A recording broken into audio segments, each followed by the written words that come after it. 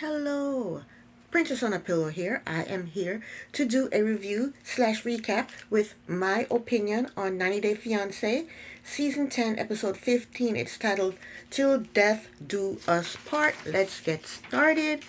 You know what? Nobody argued in this episode. Nobody argued. Nobody. Can you believe it? Let's get started. Okay, Clayton and Annalie. Annalie is getting ready for her bachelorette party. Clayton is laying down the law.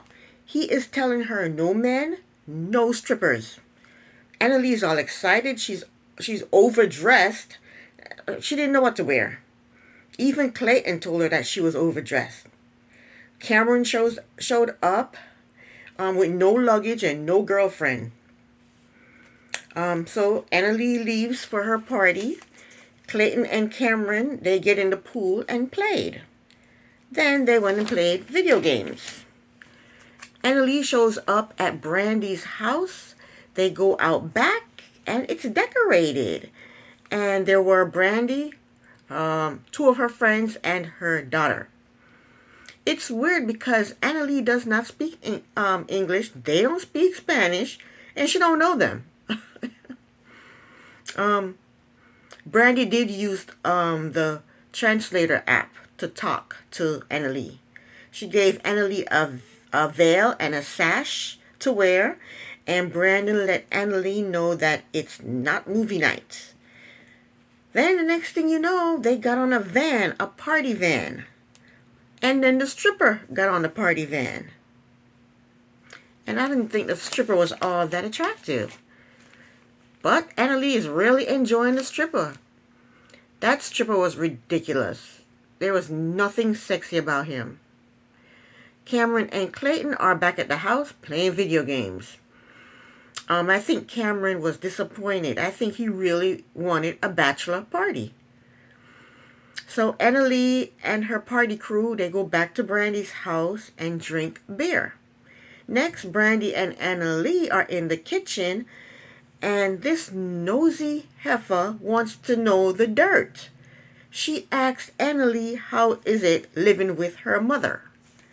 And she knows that it's not a good living situation. It's Clayton, Annalie, two guinea pigs, and I think, is it one or two dogs? And a dog, let's just say a dog. In one little tiny small one-bedroom apartment. Why can't the mother live with Brandy? Brandy has a whole house. And I'm sure she has more than one bedroom in that big old house. Brandy says she wants to get Annalie drunk so that she can find out who Annalie really is. I don't think Annalie is the type of person to get wasted. You know? Annalie basically told Brandy that the apartment is too small and her and Clayton, they need their own space. Brandy told Annalie that they need to cut the umbilical cord from Clayton and his mother. And she said that the mother will never leave Clayton. Brandy told Annalie that the mother will live with Clayton forever. Annalie told Brandy that if the mother lives with them forever, she will get a divorce. Brandy told the camera that Clayton had called her and told her that he wants to live his own life with Annalie, but he doesn't know how to tell his mother. Brandy asked Annalie if she still wants to get married, and then the segment went off on that. Next up, Rob and Sophie. Sophie and her mother go wedding dress shopping.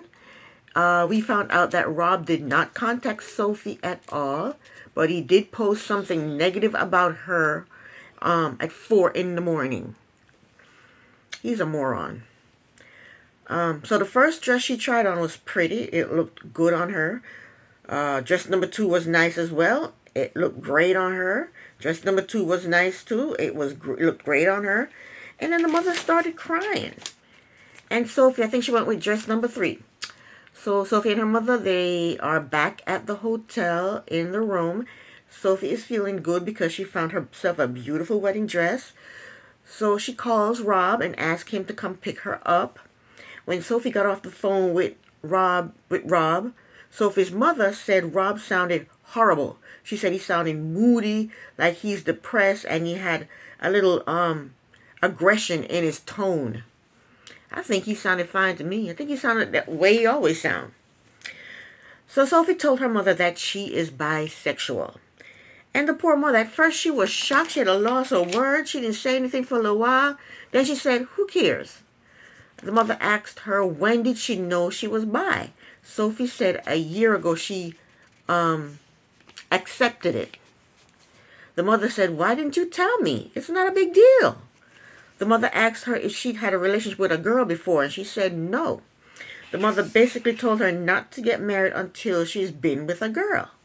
Sophie said she wants to marry a man. The mother told her she is confused. Sophie said she's not confused. How about I'm confused? She's bi. She's never been with a girl before, a female before.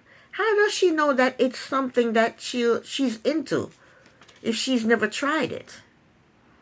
She'll never be able to explore it if she marries Rob. So it didn't even make sense for her to even tell Rob, her mother, or us. Sophie's probably lying. She's using this as a storyline. Bye, girl. I don't think she's bi. Next up, Nikki and Justin. Nikki and Justin are getting ready for their engagement party, and for once they are being nice to each other. So Justin goes to the engagement party by himself. He goes there first, and Nikki will come later. When Justin gets to the engagement party, all his friends are there. They're happy for him. They're cheersing. They're drinking. They're taking photos. Back at the apartment, Nikki's friend called her, and apparently Nikki's mother told Nikki's friend that Justin wants to have threesomes. The friend asked Nikki, what's going on? Justin wants to have sex with other people, but not you? The friend asked Nikki if this is what she wants, and Nikki said yes. The friend told her that she's crazy. Nikki told the friend that there is something special there, and she loves him and he loves her. So the friend told her that she is not against it, but she hopes everything works out, and she just does not want Nikki to get her heart broken. So then Nikki shows up at the engagement party in a fabulous dress, looking fabulous. Justin hugs her and tells her that she's beautiful, and Justin is loving her look. So we find out that Nikki is leaving the next day to come back to the States. Then Justin's friends pressured Nikki into performing. She didn't want to do it, but they pressured her into do it. And she did it. She sang her song, and everybody got all into it, clapping and moving and dancing. And they seemed to like her performance. Next up, Ashley and Manuel. So they fly to Florida for their wedding. One of her friends is not going to the wedding because he does not like Manuel.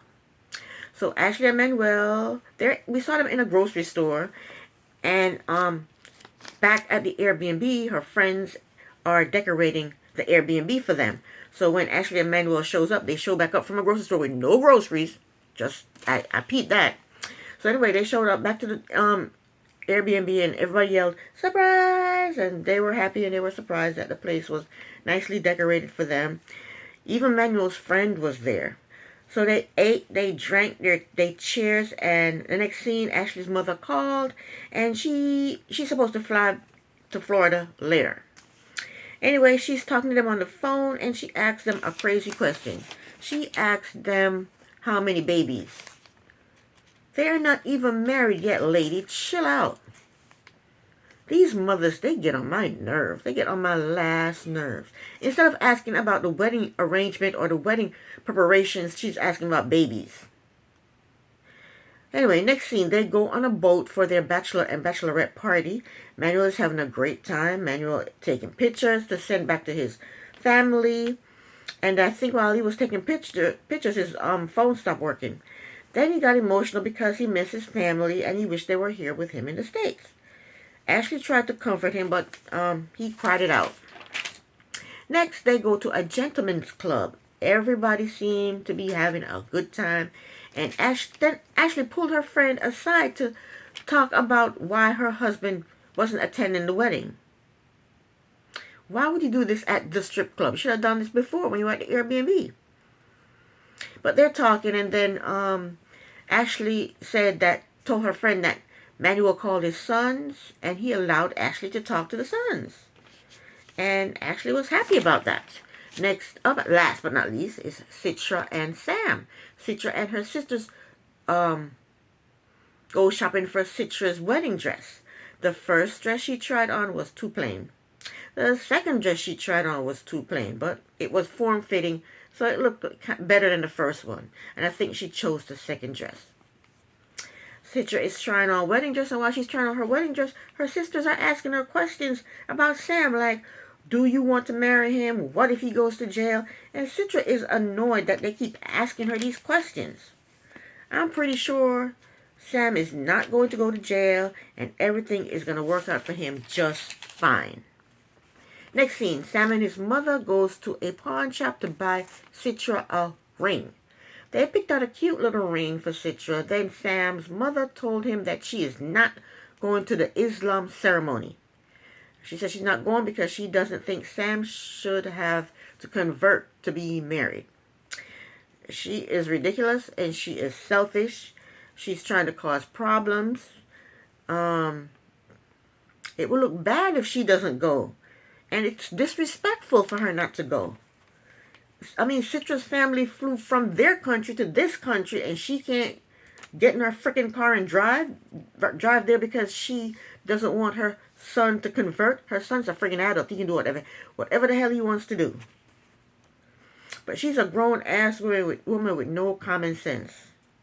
Sam made her feel guilty, though. He told her that it's the most important moment in my life, and you're not going to be there. She then said, I'll think about it. When I was growing up, we went to a Christian church. My godmother, we stayed with her for some time, sometimes. Or we stayed with her for a while. Yeah, we did. We stayed with her for a while. And she went to a Catholic church. And when we stayed with her, we went to Catholic church with her. We went to her Catholic church with her. My grandmother, my father's mother, is Seventh-day Adventist. We used to go spend time with her for the summer. And when we was spending time with her for the summer, we went to her Seventh-day Adventist church. And all these church do is tell us to love each other and be good to each other and take care of each other. That's all. I mean, what is her damn problem? I bet you Sam's mother doesn't even practice her religion. I bet you she don't read her Bible. I bet you she don't read her daily bread. I bet you she don't go to church. I bet you she don't pay tithes and offerings. I bet you she don't do none of that. I think this lady just wants to cause problems, and she wants to be on TV. Did you notice that she changed her looks? She's wearing lashes now and a wig. She's trying to look cute for the camera. She's probably hoping that they'll ask her to be on Pillow Talk. Or she's probably hoping they'll fly her out for the tell-all. I think this woman is trying to ride Sam's back all the way to fame and fortune. She thinks she's slick, but I got her number.